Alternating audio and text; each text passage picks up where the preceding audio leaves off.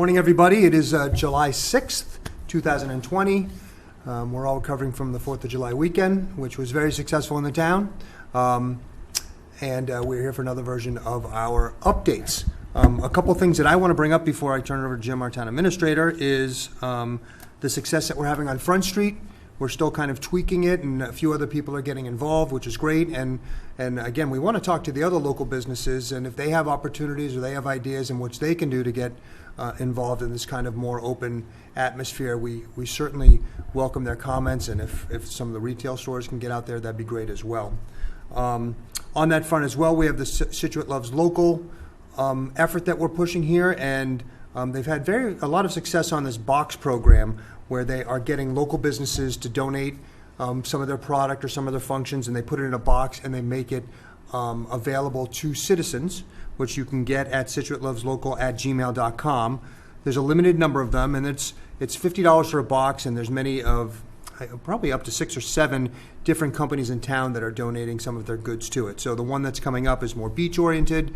It has to do with Harbor Lake Toys, and then Pizza, and Village Market, and Angel's Nails, and Dribbles, and Joy, and Sylvia have all donated something for this box, and it's only $50, and it helps the local businesses. So, and they're going very quickly, so I highly recommend you get involved there.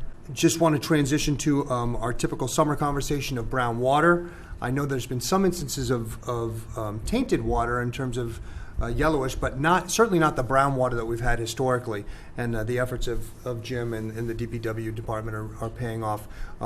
Nowhere near the number of complaints or the quality of the water that we've had going back many, many, many years. So our efforts are making a big impact there.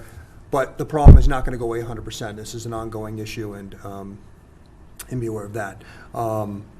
The one thing that's very, very important for that is for you to communicate to the water department so that we can get those data points and find out if there's an area that's worse than another, so that we can add our efforts to that, or really address our efforts to that.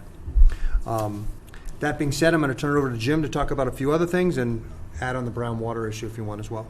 So quickly, we'll always start again with our COVID update. Since last Monday, the Scituate had 2 new positive COVID-19 cases and 2 positive antibody cases. These are the first positive cases we've had in quite a while.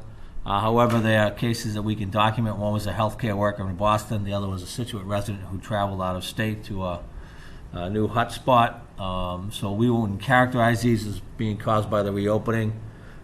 But we still need to be vigilant. We're still in a good run. Massachusetts and Scituate are on the positive track, so we're going to go to phase 3 starting today. But mask, social distancing, and hand washing are working, so we ask people to keep it up. I've been on the beaches. The people have been good on the beaches, as good as can be. You know, the tide comes in, it gets a little congested, but I think people do the best they can. We are in phase 2 of our water ban. Water restrictions effective immediately. This is a total ban on all non-essential outdoor water use. No watering of lawns, no washing of cars, no filling pools.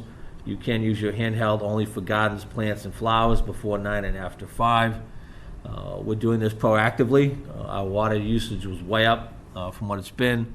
So we're trying to make sure we protect our water supply. Violations are up to $100 per day. The week before last, we were averaging over $2 million gallons a day, 2.3 for one day that week.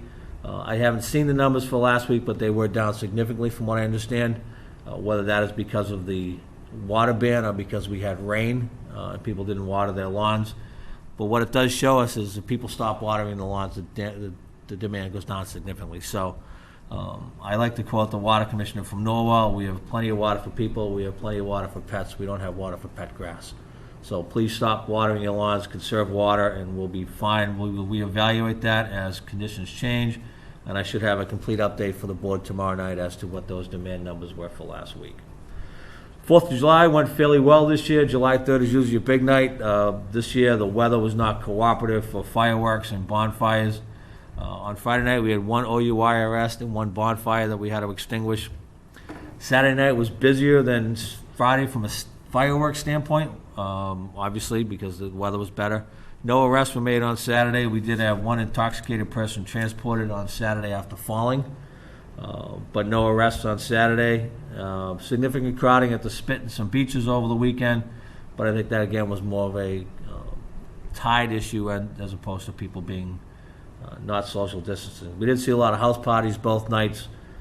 Scituate Police took notice of those. Hopefully that's not going to lead to any changes in our COVID numbers. Also on Friday night, we had Scituate police officers involved in the Metrolec SWAT unit, and our K-9 officer took part in the incident at the Braintree Plaza. All officers returned to Scituate safely, and it's my understanding the K-9 officer was involved in the capture of one of the suspects on Friday night. So glad to see them come back safely, and good work by all involved.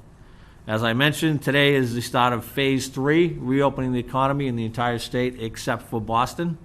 Boston will be a week later for Phase 3. Gyms, fitness centers, movie theaters, museums and cultural and historic sites, and certain outdoor venues will be allowed to open.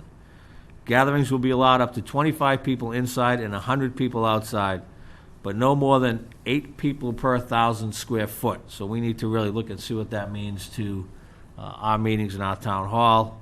Weddings will be able to move forward under these guidelines, but dance floors and bars will not be allowed at weddings. Some would say that's a good thing. But you can have weddings now with those outside guidelines. We're hoping we'll be able to get the Maritime Center up and running for some events with these guidelines also in the near future. Professional sports will be allowed without spectators, and casino gaming floors can reopen. It's my understanding that youth sports will be able to start playing games in Phase 3, but that guidance was not up this morning when I was checking the website, so we'll update people on that later. For more information, mass.gov/reopening for the complete list.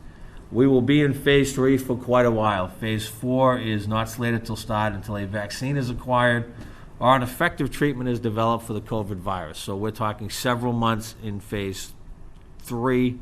I would think maybe if things keep going well, they might bring some things from Phase 4 into Phase 3, but we will not change phases until those criteria are met. So people should not expect any major announcements on the economy reopening unless we're going backwards for several months. Town Hall will reopen starting tomorrow, July 7th. We will be regular hours with the exception of Tuesday night when we'll be closing at 6 p.m. Face masks will be required for anyone wishing to do business in the Town Hall. We have markers on the floor for social distancing and hand sanitizers at the entrance to the buildings and in various offices.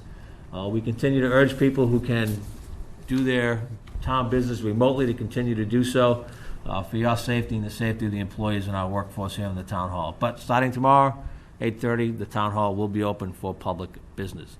And again, as Tony said, on the brown water, this is our brown water time of year. I have seen on Facebook some complaints about discolored water, but not what we saw last year with the black water and the brown water. If you're experiencing discolored water, please let the water department know at 781-545-8735 or by email at brownwater@scituatema.gov. We use those calls as data points. We can also get out and see what's happening with their particular water and maybe cure it, or at least tell you that you're on one of those streets with a small pipe that we're going to be replacing this year, and that should make it better. But we need the data points to continue to make changes to the system, make improvements to the system. So please let us know if you're having discolored water, and hopefully I'll have all the full numbers for the board tomorrow night at your meeting as to what the complaint numbers look like over the 4th of July. And one more reminder, these meetings now will be every Monday, not every Monday and Thursday, so our next broadcast will be next Monday. Great. Thanks, Jim. We have a selectmen's meeting tomorrow night, and in speaking with the chairman, we're going to try and get back to with these new Phase 3 allowances to see if there's a venue that we can do a little bit larger meetings in the future. So those items that have kind of been put on the back burner, we're going to try and get some of them up to discussion point. So that being said, have a great day, and we'll talk to you tomorrow night.